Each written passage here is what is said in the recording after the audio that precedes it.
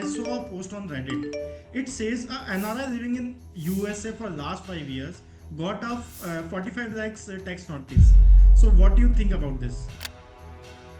This can be happen. As I earlier also mentioned, Section 5 clearly defines that even if you are NRI for us, you are having any Indian income, you have to pay tax.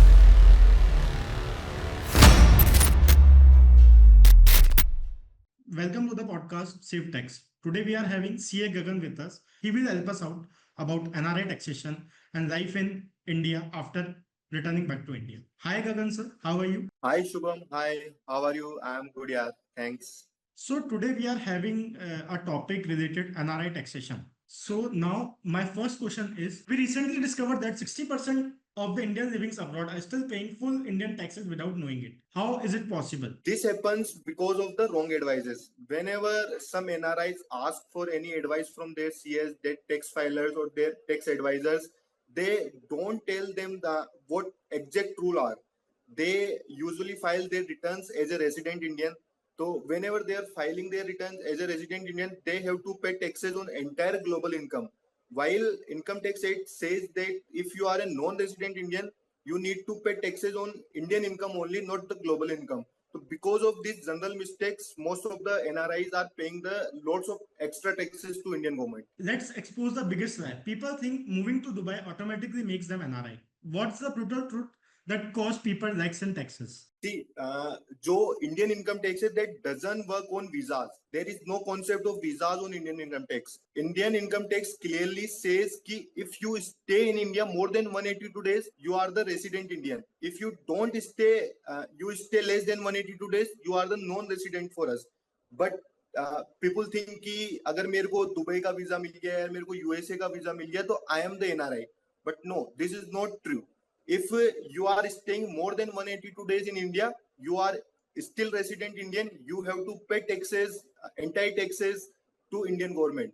So because of these common mistakes, many of the persons are paying the lakhs of taxes to Indian government. Let's suppose if an NRI living coming to India for 6 months, he is partying in Goa, staying with the family. Is it legal to be an NRI paying zero tax? What's the actual loophole? Yes, that can be completely true. That can completely happen. If any NRI is coming to India and staying less than 182 days in India, he is the non-resident as per the Section 6 of Indian Income Tax Act. He is completely non-resident for us. We will not charge any tax to his global income. We will charge only to the extent of his Indian income. So anyone, if he comes to India, party in Goa, visit his family, or do whatever they want to do, but total stay days is less than 182 days, so they don't need to pay any taxes on his global income to Indian government. Okay. Now let's take a scenario. A man Rahul names earns 50 lakhs in Dubai, 20 lakhs rental income in India, and 10 lakhs from freelancing for US clients. Can you please break down his exact tax liability? Okay. So before answering this question, let's come to the Section 5 and Section 6 of Indian Income Tax Act. What Section 5 and Section 6 says कि if you are an NRI, so you still need to pay taxes on Indian income. मतलब जो भी आप India में कमा रहे हो उस पे तो आपको टैक्स देना ही पड़ेगा. If you are resident, you have to pay taxes on entire global income. मतलब if you are a resident तो आपको जहां जितना भी कमा रहे हो सब पे हमको टैक्स देना पड़ेगा. This is Section 5 says. Section 6 says clearly कि what is your residential status, right? So if you are staying 182 days in India, you are resident for us. If you are staying less than 182 days in India, you are non-resident for us, right? So if Mr. Rahul lives in India for less than 182 days, he is non-resident for us. So we will charge taxes on his Indian income only, which is rupees 20 lakhs from rental income, right? So his tax liability would be approx 3-4 lakhs. But if Mr. Rahul is resident for us, we will charge tax on his entire global income, which is around 1 CR, right? So his tax liability would be around 26 lakhs. So just because of the classification of his residential status, he is paying the extra 22 lakhs. As you are discussing about residential status, I want to know what's the rule 182-day rule everyone talks about. Later on, I want to know, like we heard there are 5 different criteria, not just days. what are the other four hidden rules that can make you a tax resident? So, Section 6 of Indian Income Tax Act says or discuss about the residential status of a person. First rule is the 182 days rule, which says if you are staying in India more than 182 days in any financial year, you are the resident for us for that financial year. Second is the 60 plus 365 rule, which says if you are staying in India for 60 days in current financial year and 365 days in last four financial year, then also you are resident for us.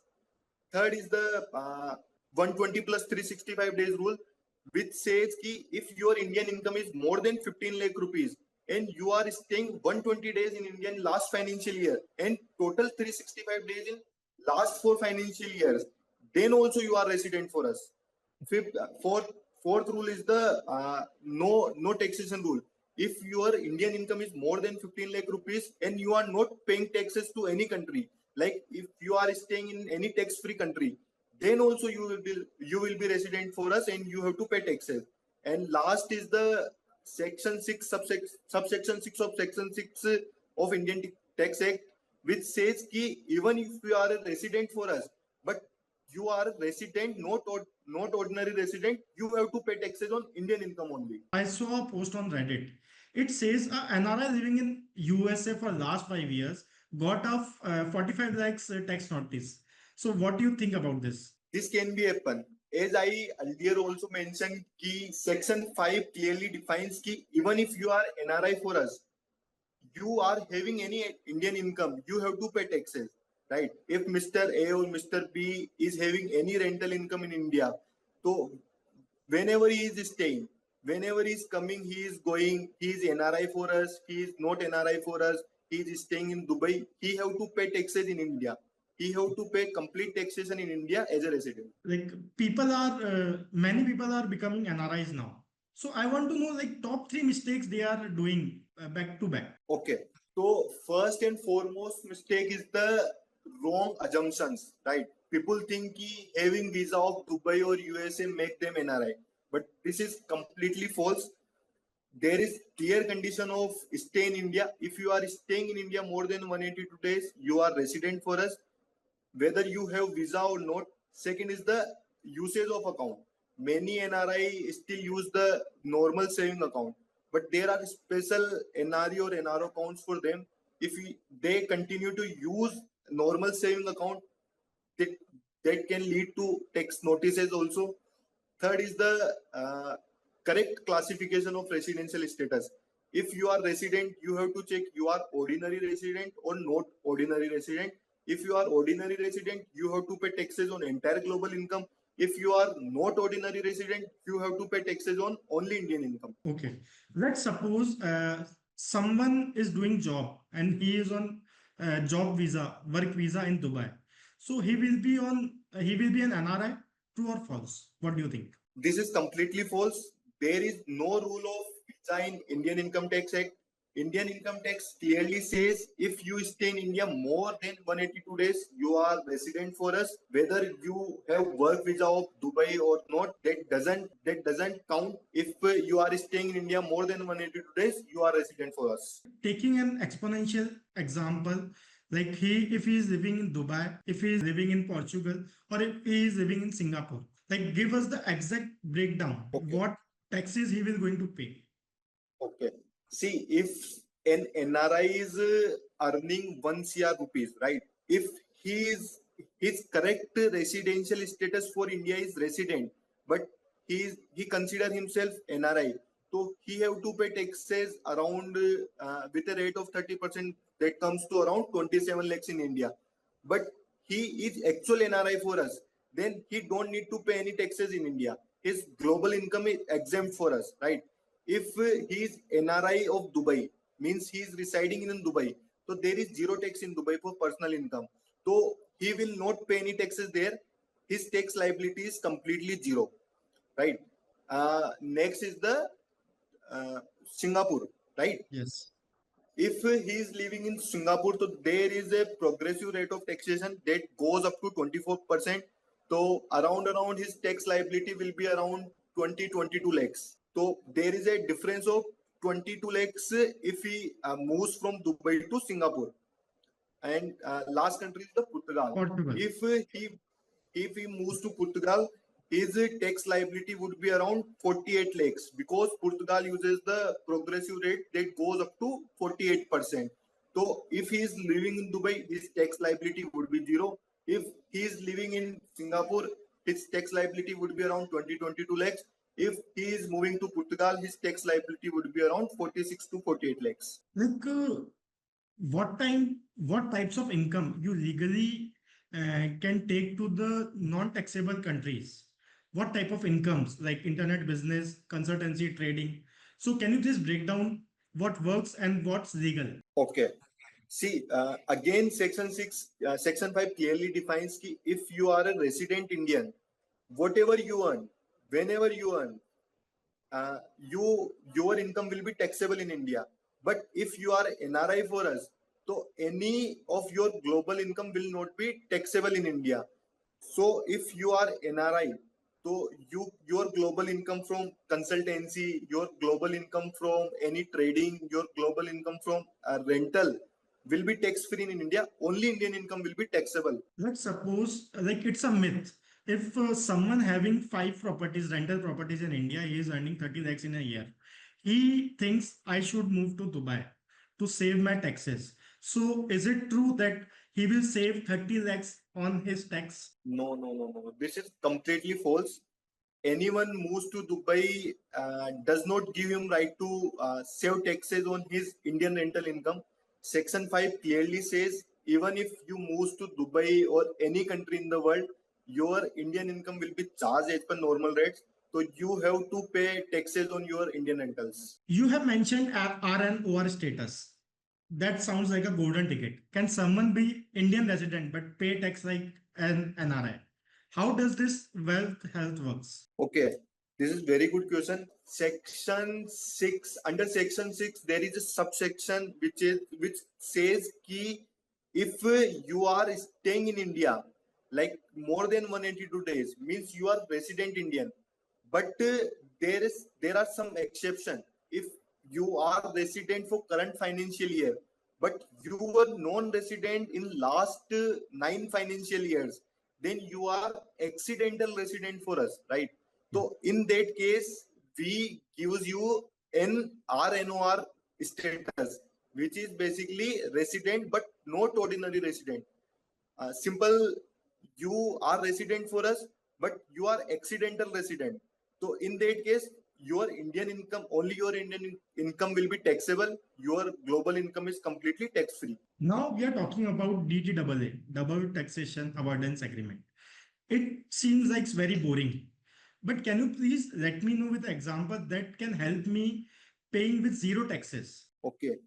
Uh, DTAA might be sound like boring chapter, but it can save you million of taxes, right? Uh, Two countries generally sign when they find ki multiple peoples are working in each other's country. So in that case, to reduce their tax liability or to avoid double taxation, they generally sign this agreement. This agreement generally says कि आपको सिर्फ एक ही country में tax पे करना है, आपको एक ही इनकम पे दो बार tax. Let's take an example. If someone is earning like 50 lakhs or 1 crore in USA, right? So in that case they have to pay whatever tax is there on that income. But if they transfer that income to India or they are the resident Indian, so they will not be charged any tax on that amount because that amount is already charged in USA. This is the what DTAA between India and USA says to us. Now let's talk about business. Can someone set up a company in Dubai, invoice their Indian clients through that company, and legally reduce their tax to 9%? Is this tax planning or tax evasion? See, there is a section in Indian Income Tax Act, Section 9, which elaborate the term permanent establishment.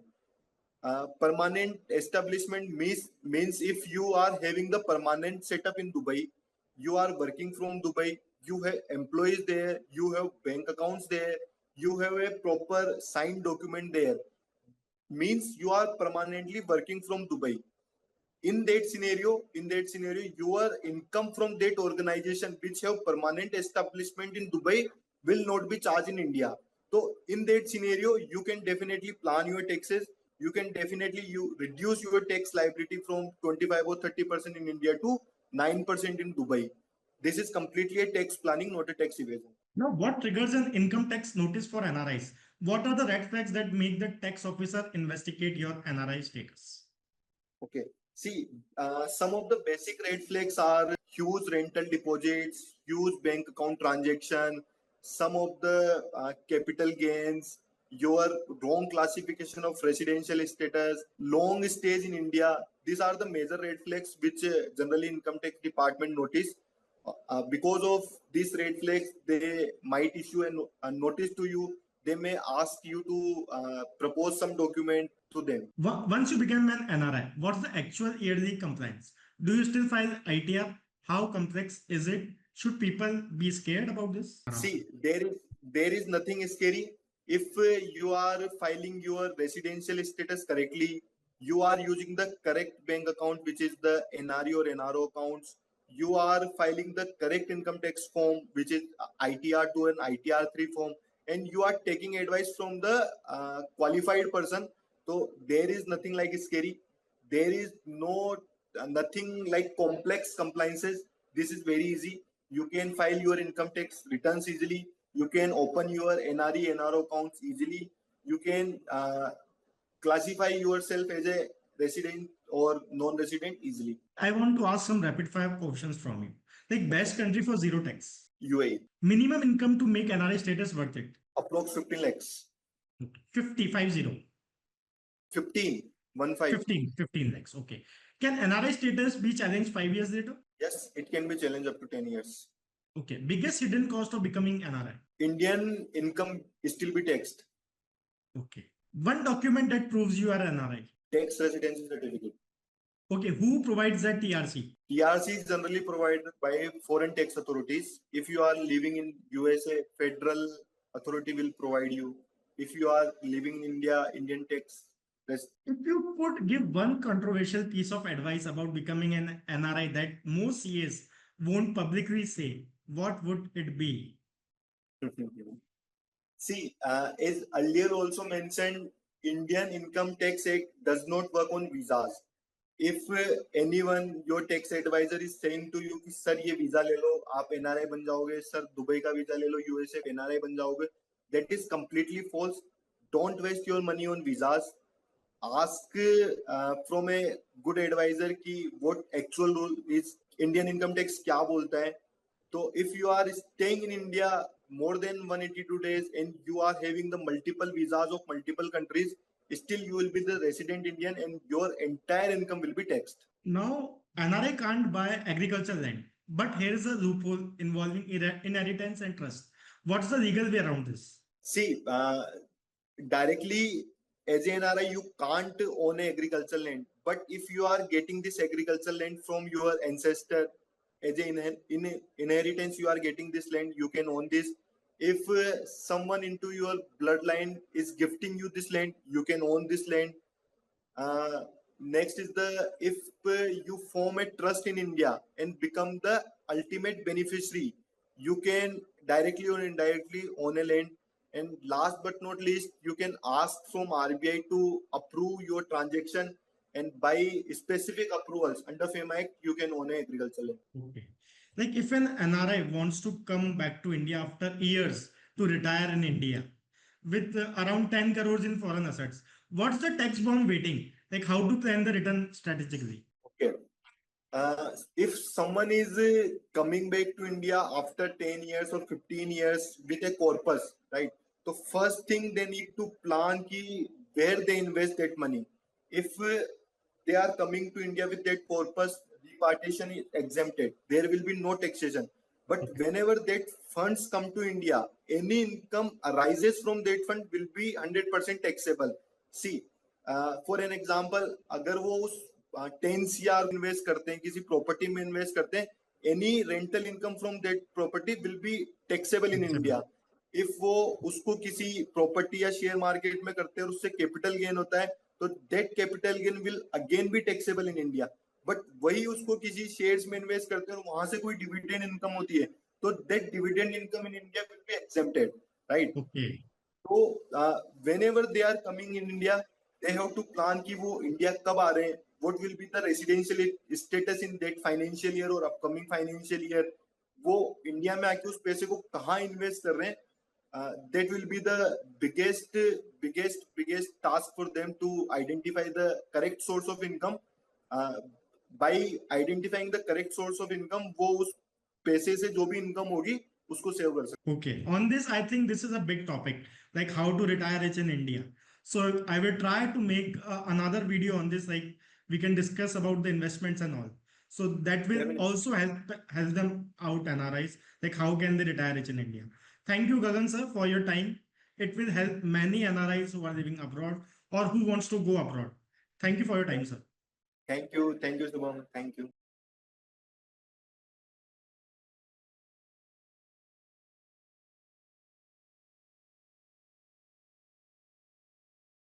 I saw a post on Reddit. It says a NRI living in USA for last 5 years got a 45 lakhs tax notice. So what do you think about this? Let's expose the biggest lie. People think moving to Dubai automatically makes them NRI.